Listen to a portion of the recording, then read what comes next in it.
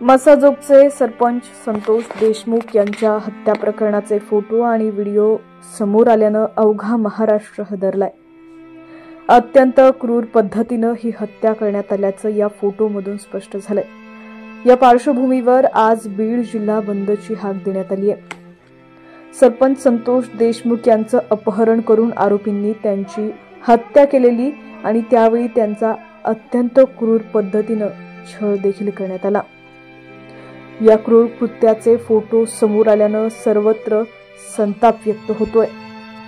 याच पार्श्वभूमीवर आज मंगळवारी जिल्हा बंदची हाक देण्यात आली आहे। संतोष देशमुख हत्या, खंडणी व अॅट्रॉसिटी या 3 गुन्ह्यांचा तपास करून सीआयडीच्या विशेष तपास पथकानं दोषारोपपत्र न्यायालयात दाखल केलंय। यासोबतच पुरावे म्हणून देशमुख यांना आरोपींनी मारहाण करतानाचे, विवस्त्र करतानाचे आणि अत्यंत घृणास्पद कृत्य करतानाचा व्हिडिओ शूट केला।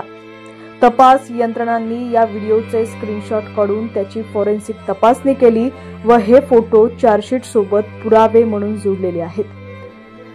दरम्यान संतोष देशमुख यांच्या हत्या प्रकरणात गुन्हे अन्वेषण विभागानं अर्थात सीआयडीनं न्यायालयात दोषारोपपत्र दाखल केलंय। तपासाचा भाग असलेले काही फोटो प्रसारित झालेत। संबंधित फोटो हे मन विचलित करणारे आहेत, त्यामुळे व्हायरल फोटोंवरून समाज माध्यमांवर जनतेच्या संतप्त प्रतिक्रिया उमटत आहेत। हे प्रकरण आता न्यायप्रविष्ट असून त्याचे फोटो न्यायालयीन प्रक्रियेचा भाग आहेत, त्यामुळे जनतेनं कायदा हातात घेऊ नये असं आवाहन पोलीस अधीक्षक नवनीत कावित यांनी केलेलं आहे। ज्या पद्धतीनं संतोष